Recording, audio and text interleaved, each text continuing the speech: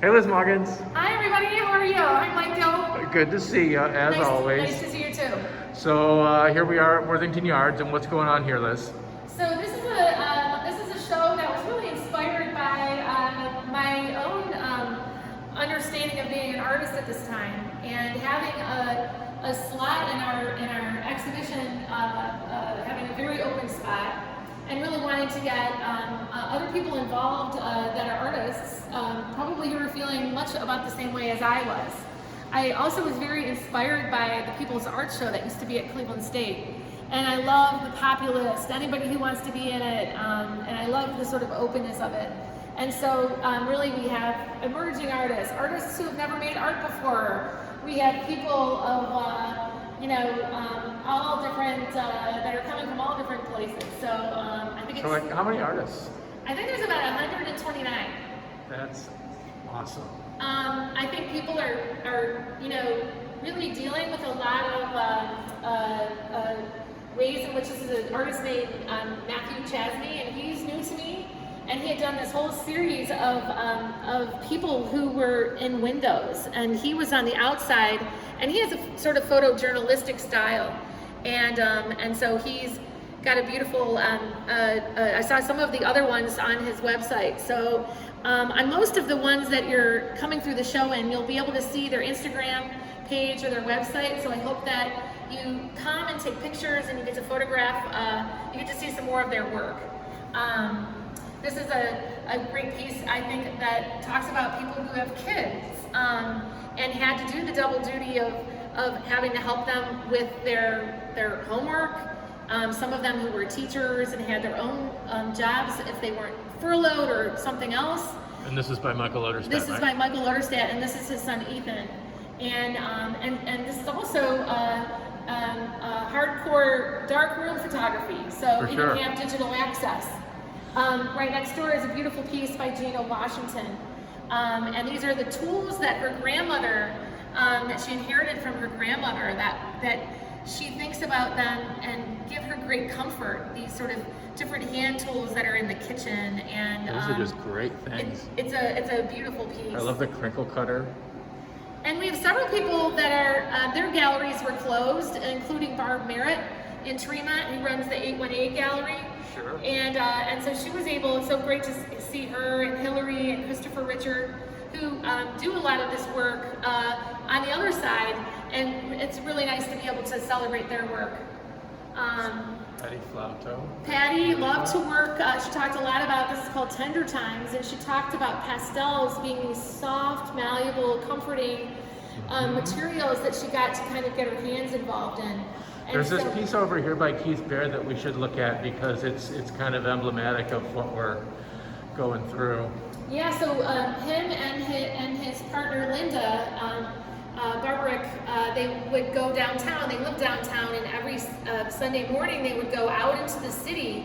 And of course, during the shutdown, nobody was allowed to be on the streets, and so they would go and take these really sort of surreal photographs that I think are really compelling and sort of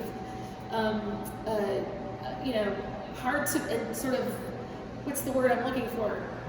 Apocalyptic. It is totally. Like, this is Ontario what is it? It's not Ontario. This is the Carl B. Stokes building, and the federal building right at the corner of Superior, and it's empty. Yes. Like, there is nobody. So at Worthington Yards, this is a residential apartment, and so there's a lot of people that are here, and so they have told me how much they love this show. It's one of their favorite shows. When you come to visit, there's plenty of outdoor space. Please bring a mask. And so if you feel uncomfortable because there might be too many people in the gallery at that time, you'll be able to kind of come in. You can go outside and wait, and then I can help you get into the building. But the courtyard is really beautiful now, and I think that the range of different types of work that's in the show, the different types of artists, the different price points. So if you want to remember this time, this is a really great show for you to come, that you might connect with somebody. or just like the looks, or you thought about that during this time. I love the connection to the People's Art Show, which is just everything all over the place. And this has a little bit of that, but the thing is, this show captures what all these people have in common, which is this moment in history where we're all experiencing the pandemic, we're all in this forced isolation, we're all dealing with the ongoing aftermath of these police killings and the outstanding protest that has involved people of all kinds, which we haven't really seen before. And so you can see these concerns playing out from isolation to health to the kind of introspection and experimentation that goes on when you're just by yourself and you have time to think. Yes. I think too, it's sort of like, how do we as artists take care of ourselves, and how do we make sure that we're finding, particularly nature, I think, is a big theme of people getting out into nature and cleaning up their yards and gardening and cooking and making bread and sort of doing other creative things that it brought great comfort. People riding their bikes. And so I think that that's another sort of theme that really jumps out to me, that we, in some ways, had the time to be able to do that. And so I think that that's a big part of this. I think too, the way in which people stayed connected, whether it was through Zoom or other technologies, or even like these three artists, Gail Crum, Gail Pritchard, and Jill Malensky, who basically create these altered books. And so they use these as sort of like these visual diaries that go throughout the course of the COVID shutdown. And so you'll have to come and spend some time with these. I think that they're really quite nice, and I really like the idea of the three of them who have been working together for so long, being disconnected, not being able to critique or get together and talk about their work, that they use this forum of this exhibition to be able to do that. Mm-hmm. So, there's a lot of stories that I will also make available to everybody. So when you're coming through, you can read what the artists wrote and what they thought about during the shutdown. And we'll also be having a Zoom, which will be on July 11th at 11 o'clock. It's a Saturday morning. And then following that, I'll also have open hours here from noon until 4. And then we'll have them again on Saturday, July 25th. And I might even have another one in August, but I haven't announced that one yet. So the Zoom chat ought to be really insightful and interesting, because there'll be a lot of the artists involved, and of course that is the medium of the moment, where we're all accustomed to interacting and having meetings and so on computer screens, and and that medium and that struggling against isolation or finding ways to connect in the midst of isolation is really a lot of what this show is about. This is a beautiful piece by Rebecca Cross, and she made a lot of her efforts too were made and creating masks for people and loved ones and people that didn't have them at the time. And so she almost used this as a sort of a little patchwork of really trying to kind of use her nervous energy, but also you have these sort of aggressive needles that are sticking out to show the sort of deadliness of not wearing your mask and protection that protects not only yourself but other people. That is nasty. It's a great piece, and the piece is called Plague. And this was a piece that was by Eliza Wing. This was also at the Cleveland Museum of Art right before it shut down. And she had taken this photograph, which was maybe one of her last outings before the shutdown. And she noticed that there were like 3 younger women on one side of the bench and an older woman who was on the other side of the bench.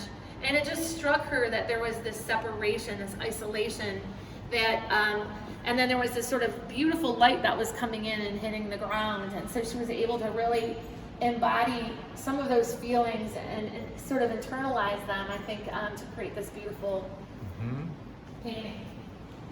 A lot of people too had postponed shows or they were canceled altogether. And Denny Zingati, this allowed her to basically have the time to finish this piece, which is part of a series that's called the 27 Club. It's called Kiss the Sky. It's made of all fabrics. There's all kinds of research that goes into this 27 Club investigation. And she's done these on Jim Morrison and Janis Joplin and other people who have passed far too early in their lives. This is another great piece by Eva Kwong. It's called Talisman for a Pandemic. And she said these amulets and these talismans that people use to sort of guard off and protect yourself, that she used her mask and she used some stones. And so this is a sort of a photo documentation of some of those ideas. This is a beautiful piece It's like a mixed media piece with some spray stencil. It's called Retro Tech by Asia Armour. And a lot of this is technology that is antiquated. And a lot of it is about sort of how we used to communicate, how we used to connect, and how we used to sort of share things, and how all of this is sort of outmoded in some sense. And so we have all these new technologies like Zoom that are bringing us together in different ways. And so it was a sort of a meditation on some of those things. And some of the artists in the show, they were teaching and they were doing different things, and so they weren't able to make art. And so Cindy Penter was trying to figure out how she teaches online a film program, and so this was one of the walks that she took right after she was done teaching, and I think it's beautiful, and it's Gordon and somebody who's at their proper distance and making sure how we're so aware of everybody else in that space. Some of the artists too didn't have their usual purview of materials, and this is an example with Bob Peck. So they experimented and they were able to kind of, he works at a sort of sign company, and there was some PVC that he used, and he started to break it in different ways, and he noticed that it mimicked some of his sort of gestural graffiti painting work. And so he sort of came up all together with this sort of new, exciting way of working. And so I think that many people found these new risks and these new investigations during this time. Many people in the building have told me so much how they really appreciated this show and how they've gotten to have this something that have this to really see the range and the high quality of all this local art. And so I'm really thrilled to be able to share this with this much larger community who is really appreciative of all of the art richness of the building. This is another piece by Bruce Tchaikovsky. It's called Flowers. And this was a piece that was made after he found out that his father, who lives in Pennsylvania, had become very sick with some of the same symptoms as COVID-19. It was a very horrible and awful feeling to be not only disconnected geographically, but not being able to go see him, not to go see his mother, and that's a common narrative with people who are who have aging parents that are in many of these nursing homes and in their own homes trying to figure out how they're going to get groceries, and so it's a beautiful photograph of his family that he took of the family table at the holiday.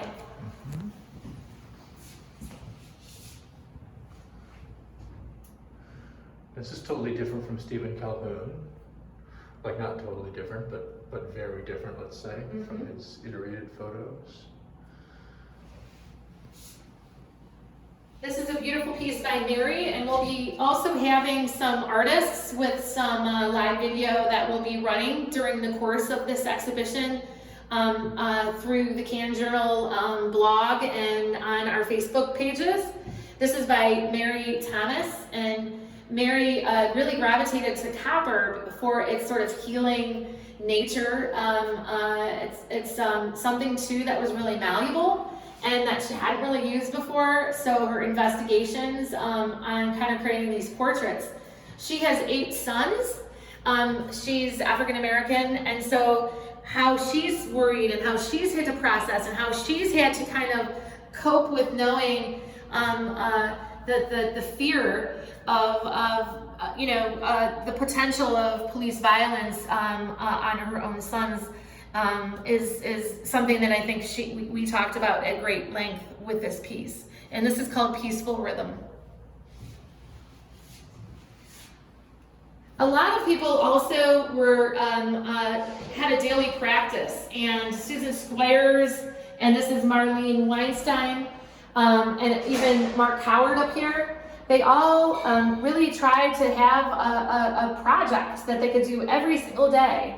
And so they were able to, in this case, Marlene would take a whole bunch of different walks every day. And so she started to draw every single house on her street. So these are some of the paintings that these turned into, and this is group 4. And I think she said that she did over 40 different pieces. And speaking of different forms of technology, this idea of zooming is also prevalent in the work of Christopher Richards, and this is called Zoom fatigue. And so Zoom is a sort of new, a relatively new technology communication for many of us, and really trying to understand the direct communication that isn't direct at all. And so I think it's a beautiful, he I think has made several of these, of the different communications that at different Zoom meetings he would make different paintings and I think it's like Sumi ink drawings that he made during his Zooms while they were going on. Such a familiar configuration these days, those matrices of portraits. And we're happy to have a lot of Robin Robinson's work in the show, and you know, this idea of how fear and doubt and concern and this sort of systemic racism and how we move through this time and keeping that momentum up, I think is such the power in her work. I think the way too that it brought families together, as some of the kids were home from college or they were home from school. And so this is a piece by Glenn Murray, and it's called the M.V. Herbert Jackson.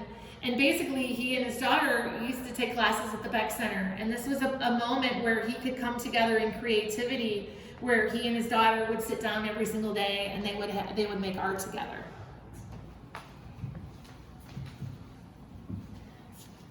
Another powerful piece by Gary Williams, who is also one of our CAN board members and runs Sankofa, and is I think capturing this sort of power, and this is called Changing the World.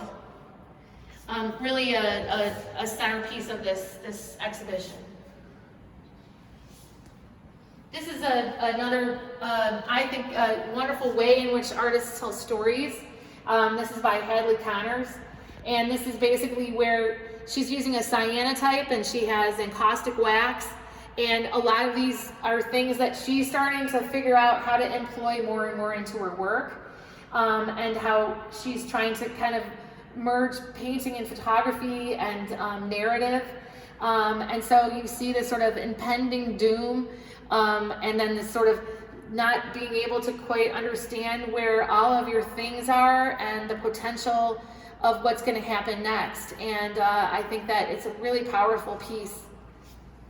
This is a great piece by Bob Walls, and it's called Royal Invasion, talking about the nature of the virus itself and kind of wondering about its insidious nature, where we don't really know that much about it. And so I think that it has this sort of monstrous quality, and I think he did a beautiful job at articulating that.